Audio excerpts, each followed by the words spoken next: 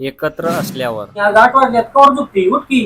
हो आताशी 8 वाजल्यात ना, थांबा गाडीवर मग झोपू दे मला थोडा वेळ. एवढं गुरांना पाणी पाजते. अयो मी नसते पाजत बाबा, माझी लई कंबर दुखते या.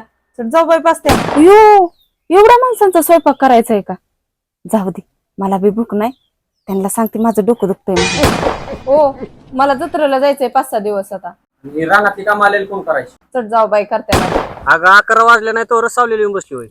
जाऊ द्या बाया लेवू नाही बया, कसली कुसकुसती याची. घरच्यांनी कुशाल मला गिनीगोल कापायला लावले, मी नसते बाय कापत. जाऊ दे मग. आणि विभक्त झाल्यावर. आज वाजले ते, चल बाई शंकर करावं लागत. अगं तुझ्या चुलत भावाचा फोन आलता की लग्नासाठी दीदीला 2 दिवस अगोदर पाठवा म्हणून. काय नाही इथं किती कामं पडले, ते अक्षदा टाकायच्या टायमिंगला जाऊन लगेच येऊ महागारी आपण. तुझी कंबर दुखते नाही तर तू पण गावाच्या गोण्या खाली करू लागली असते का ग? हो त्याला काय होतंय, आता नाही माझी कंबर दुखत. चला मी पटकन तुम्हाला गावाच्या गोण्या खाली करू लागते. अगं काय उन्हाच्या कासल्या यायची बसली, जरा सावलील बस. नाही बाया ऊन ताण म्हणून जमन व्हायतावा, भाऊ की जाईन की पुढं आणि आपण राव माग. मी नसते बायचाच सावलीला, मी करते काम. अगं उरक ना काना भाऊ की तुझं पर घरी गेले. कशी जाईन मी पण खाना उरकते की आता, लगेच जाऊ आपण. भाऊकीला पुढे जाऊन देत असते वय, मी काय करू नाही मग. अरे कशाला गिनी गोल तोडते, ह्याला लय कुस असते टोचून तुला.